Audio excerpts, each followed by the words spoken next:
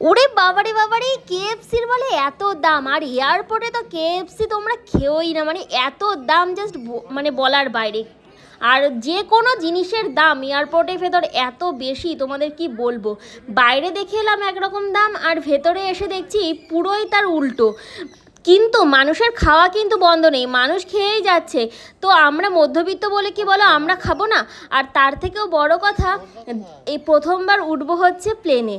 আর প্লেনে উঠবো, আর আমরা অনেক তাড়াতাড়ি চলে এসেছিলাম 2-3 ঘন্টা আগে, আর আমাদের প্রচুর পরিমাণে দেখো খিদে পেয়ে গেছে। আর এখানে যেহেতু একবার ঢুকে পড়েছি, আর তো বাইরে বেরোতে দেবে না, তো এখান থেকেই কিছু না কিছু খেতে হবে। তাই আমরা কেএফসিতেই চলে গেছিলাম। এখানে যেই জিনিসটাই ধরছি, একটা চকলেটের দামও প্রায় আকাশ সমান, 700 টাকা 600 টাকা, তার নিচে কোনো চকলেট নেই। মানে ভাবা যায়, আমি তো জাস্ট ভাবতে পারছিলাম না যে এত দাম দিয়ে কিভাবে মানুষ কেনে। তবে মানুষ কিন্তু কিনেই যাচ্ছে। আমরা মধ্যবিত্ত বলে আমাদের কাছে হয়তো দামগুলো এত বেশি লাগছে। দেখো এইটুকু এইটুকু ছোট ছোট 3টে রুটি দিয়ে ছোট ছোট 3টে বার্গার, এর দাম 1050 টাকা।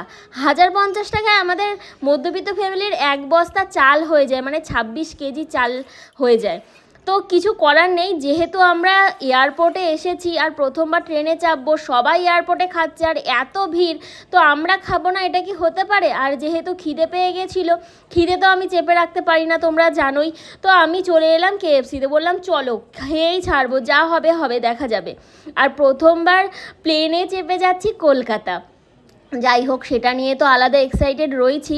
তার থেকেও বড় ব্যাপার হচ্ছে এই বার্গার 3টে নিয়ে খুব এক্সাইটেড ছিলাম। তার সাথে আমাদের চিকেন পপকর্ন দিয়েছিল 3টে। আমি ভেবেছিলাম বেশ অনেকগুলো পিস দেবে, তবে এটা একটা ফ্যামিলি প্যাক ছিল, মানে 3টে বার্গার 3টে ওই চিকেন পপকর্ন, তার দাম হচ্ছে 1000 টাকা। মানে জাস্ট আমি ভাবতে পারছি না।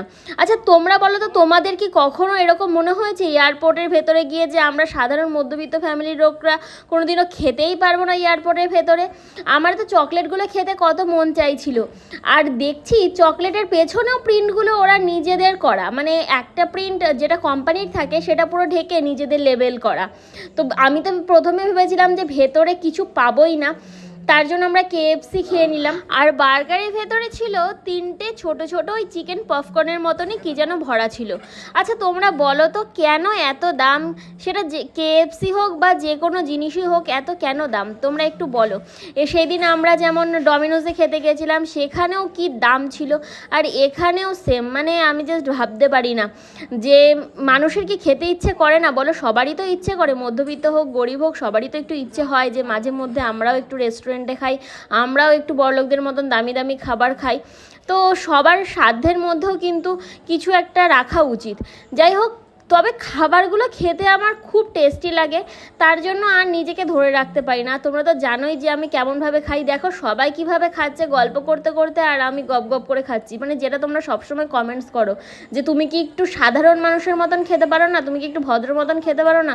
দেখো আমার যখন খিদে পায় না, আমি জাস্ট নিজেকে কন্ট্রোল করতে পারি না, আর খাবার সামনে চলে এলে আমি তো আর থাকতেই পারি না।